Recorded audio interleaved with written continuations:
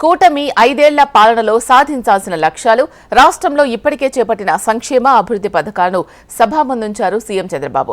December నుంచి రాజధాని అమరావతి పనులు స్టార్ట్ అవుతాయన్నారు. రాష్ట్రంలో డ్రగ్స్, గంజాయిని పూర్తిగా అరికడతామని, ఆడబిడ్డలపై అఘాయిత్యాలకు పాల్పడితే వారికి అదే చివరి రోజు అంటూ నేరస్తులకు హెచ్చరిక చేశారు సీఎం. ఆ తర్వాత మాట్లాడిన డిప్యూటీ సీఎం పవన్ చంద్రబాబు పాలనపై పూర్తి విశ్వాసం వ్యక్తం చేశారు. చంద్రబాబు విజనరీ ఉన్న లీడర్ అని కీర్తించారు. చంద్రబాబు మరో 10 ఏళ్లు సీఎంగా ఉండాలని పవన్ ఆకాంక్షించడం హాట్ టాపిక్ గా మారింది. ఎవరికైతే రేషన్ కార్డు ఉందో, ఎవరైతే ఆధార్ అథెంటికేషన్ ఉందో, అలాంటి అందరూ కూడా దీపం 2 కింద 3 సిలిండర్లకు అర్హులు, తీసుకునే హక్కు వాళ్ళకు ఉంది. ఎవరైనా ఇవ్వకపోతే దబాయించి తీసుకోమంటున్నాం. ఏ మాట అయితే చెప్పాము, గృహ నిర్మాణానికి గ్రామాల్లో 3 సెంట్లు, పట్టణాల్లో 2 సెంట్లు ఇచ్చే కార్యక్రమానికి శ్రీకారం చుట్టాం.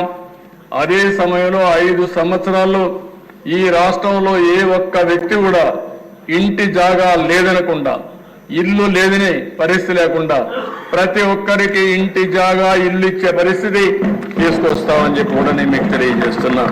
ఈరోజు అమరావతి కేంద్రం కూడా పూర్తిగా సహకరించింది. 15,000 కోట్ల రూపాయలు డబ్బులు ఇవ్వడానికి ఒప్పుకున్నారు. డిసెంబర్ నుంచి పనులు ప్రారంభిస్తాయి. మొత్తం అన్ని పనులు పూర్తి చేసి మళ్ళీ అమరావతికి పూర్వ వైభవం తీసుకురావడానికి శ్రీకారం చుట్టాం. పనులు ప్రారంభమవుతాయి. ఆడబిడ్డల అత్యాచారం చాలా నీచం, చాలా బాధేస్తుంది. నేను ఒకే మాట చెప్తున్నాను, మర్యాదగా చెప్పాం, పదే చెప్పాం. ఒక పక్క ఎడ్యుకేట్ చేస్తాం, ఇంకో పక్క వార్నింగ్ కూడా ఇస్తున్నా.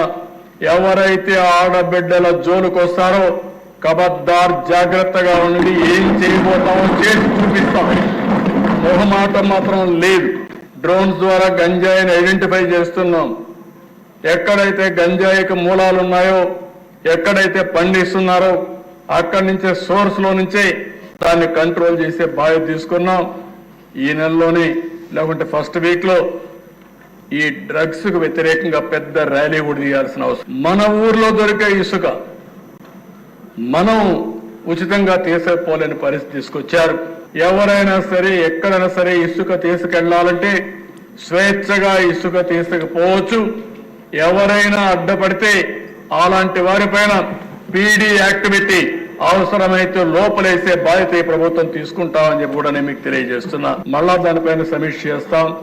కొంతమంది వ్యాపారస్తులు పత్తి కూడా ఏదో తరిచిందనో, లేకుంటే మెత్తగా ఉందనో తక్కువ డబ్బులు ఇచ్చే పరిస్థితి వస్తున్నారంటున్నారు. రైతులకు గిట్టుబాటు ధర ఇచ్చే విధానానికి ఈ ప్రభుత్వం కట్టుబడి ఉన్నాం.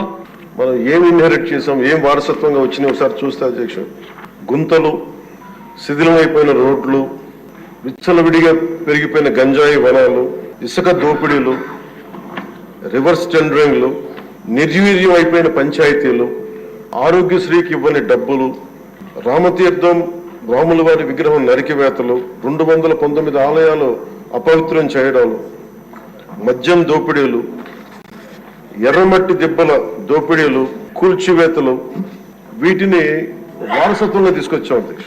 గౌరవ ముఖ్యమంత్రి గారి అనుభవం, మీ పారదర్శకత, మీ విజనరీ దృష్టి, ఇవన్నీ కూడా మాకు ఈ $1 ట్రిలియన్ ఎకానమీ వైపు పరిగెడుతున్నాయి అన్న దాంట్లో ఏమాత్రం సందేహం లేదు అధ్యక్ష.